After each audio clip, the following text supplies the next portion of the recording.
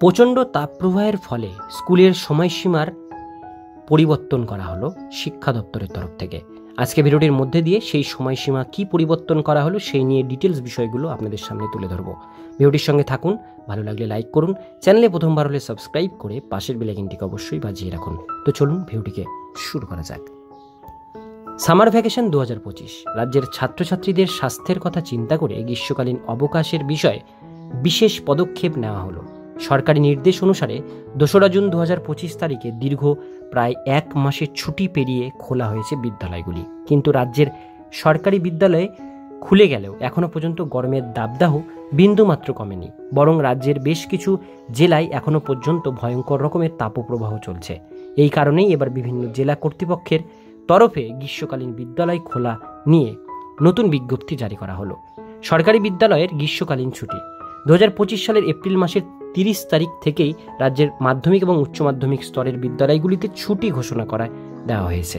সরকারের বার্ষিক ছুটির তালিকা লঙ্ঘন করেই বেশ কয়েকদিন আগে থেকেই অনির্দিষ্টকালের জন্য ছুটি ঘোষণা করেছিল রাজ্য সরকার।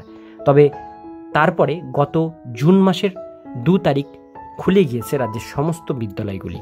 তবে এবার রাজ্যের বাঁকুড়া এবং মেদিনীপুরের মতো বেশ কয়েকটি জেলার তরফে ছাত্রছাত্রীদের কথা মাথায় রেখে নতুন সিদ্ধান্ত গ্রহণ করা হলো।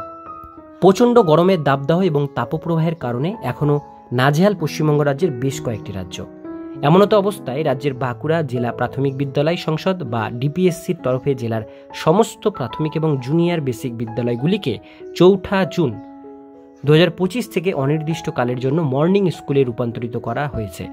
বিজ্ঞপ্তি প্রকাশের মাধ্যমে জেলা প্রাথমিক বিদ্যালয় সংসদের তরফে জানানো হয়েছে, আগামী নির্দেশ না পাওয়া পর্যন্ত সকালের অধিবেশনই চালিয়ে যেতে হবে জেলার সমস্ত প্রাথমিক বিদ্যালয়গুলিকে। দিনের বেলার প্রচণ্ড তাপপ্রবাহের প্রভাব যাতে ছাত্রছাত্রীদের উপর না পড়ে, জেলার শিক্ষা সংসদের।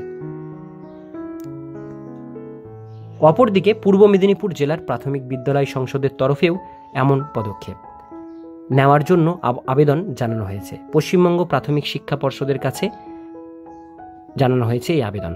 পূর্ব মেদিনীপুর জেলার বিভিন্ন অঞ্চলে বর্তমানে 38 থেকে 39 ডিগ্রি তাপপ্রবাহ থাকছে। সেই তুলনায় রাজ্য সরকারি বিদ্যালয়গুলিতে সঠিক পরিমাণে পাখা বা তাপ নিয়ন্ত্রণ শ্রেণীকক্ষ নেই।